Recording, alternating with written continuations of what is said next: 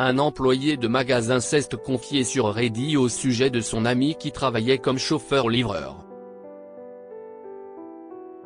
Lorsque le manager a rendu les choses difficiles pour le livreur, le Redditor a imaginé un plan de vengeance pour que son ami puisse se sentir à l'aise. Le Redditor a avoué que le livreur était une personne honnête qui essayait de donner le meilleur d'elle-même à l'entrepôt. Il essayait de remplir toutes les responsabilités qui lui étaient confiées par le manager. Cependant, le manager a essayé de profiter de lui et l'a souvent lésé, menaçant ainsi son gagne-pain.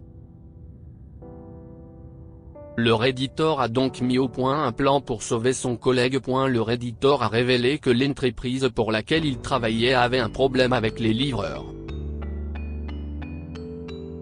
La direction refusait souvent de payer les chauffeurs selon les tarifs en vigueur dans le secteur.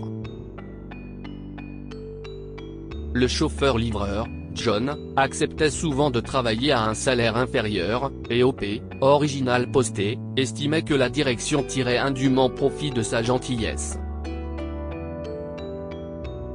Il a expliqué, après avoir remarqué que la direction profitait de John, OP a voulu travailler quelques heures avec lui. John a accepté volontiers et OP a commencé à travailler avec lui en tant que livreur.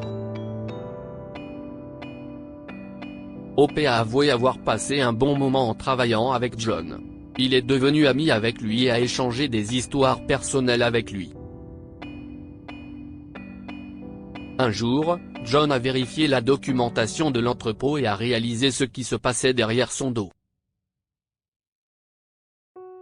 Il a expliqué qu'il avait l'habitude de transporter des meubles lourds, y compris des canapés sur 7 étages d'escalier.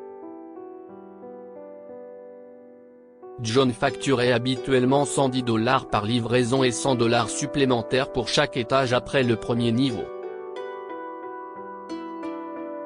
Cependant, lorsqu'il a vu la feuille de l'entrepôt, il s'est rendu compte que le manager ne facturait que $95 pour chaque livraison, quel que soit le nombre d'étages que les livreurs devaient gravir pour transporter de lourds meubles.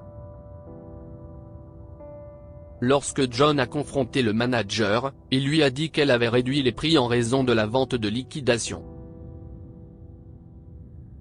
OP a déclaré qu'il était déchirant de ne recevoir que $30 en espèces après avoir transporté les meubles sur 7 étages, les avoir déballés et montés pour les clients.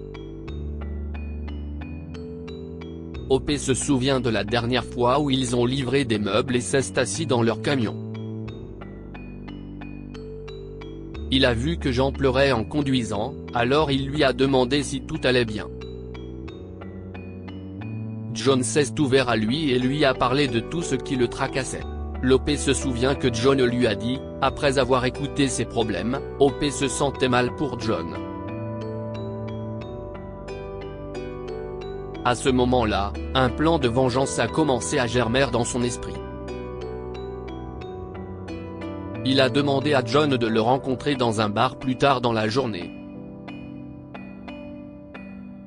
La première question que l'OP a posée à John était de savoir pourquoi il n'avait pas donné à la direction une liste de prix pour ses livraisons. John a expliqué qu'elle lui avait dit qu'elle le licencierait et engagerait quelqu'un qui offrirait des tarifs moins élevés. OP a ri et a demandé à John d'appeler le manager et de quitter le travail. Il lui a expliqué qu'aucun autre chauffeur ne facturait moins de $200 par livraison et qu'il avait 10 livraisons prévues pour demain, alors il valait mieux qu'il démissionne. Après avoir réfléchi un moment, John a accepté et a appelé le manager. Il l'a mis sur haut-parleur et lui a dit qu'il quittait le travail. Le manager lui a dit qu'il n'avait pas besoin de ses services. John a paniqué après avoir raccroché, mais OP lui a assuré que le manager le rappellerait quelques heures avant la fermeture du magasin. Il a suggéré qu'il établirait des conditions pour dire au manager quand il le rappellera. Ils se sont mis d'accord sur quelques conditions, dont le fait que la société accepte le prix de John pour chaque livraison et lui verse un supplément pour les livraisons compliquées. Et comme OP l'avait prévu, le téléphone de John a sonné 30 minutes avant l'heure de fermeture du magasin. Le manager a offert à John une carte cadeau de 50 $ s'il acceptait de faire les livraisons du lendemain. OP a raccroché le téléphone et a dit à John de lui faire part de ses exigences lorsqu'elle le rappellerait. 5 minutes plus tard, son téléphone a sonné à nouveau et il a informé le responsable de ses conditions.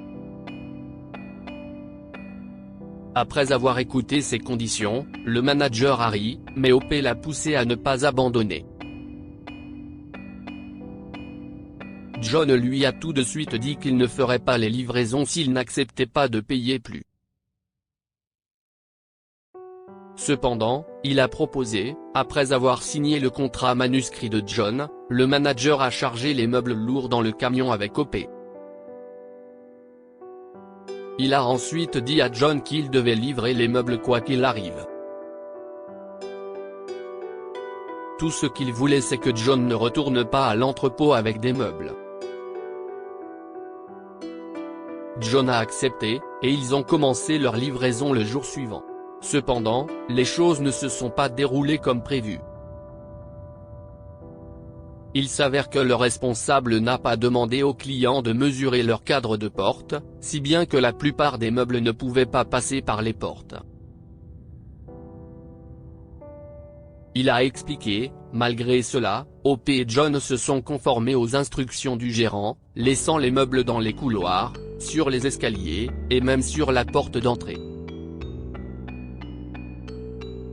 Après cette dernière livraison, John et OP ont tous deux quitté leur emploi, laissant le gérant avec de nombreux clients insatisfaits. OP a commencé à jouer pour une série et a aidé John à obtenir un emploi bien rémunéré dans le même studio de production.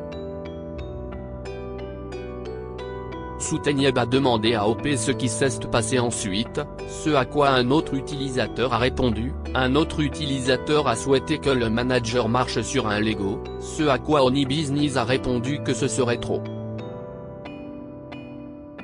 Elle voulait que le manager perde son emploi à la place. Skechers and George se sentait mal pour John et a félicité OP pour l'avoir aidé. Un autre utilisateur se demande comment le manager peut être aussi méchant. D'autres utilisateurs ont supposé qu'il devait faire cela pour gagner une commission supplémentaire.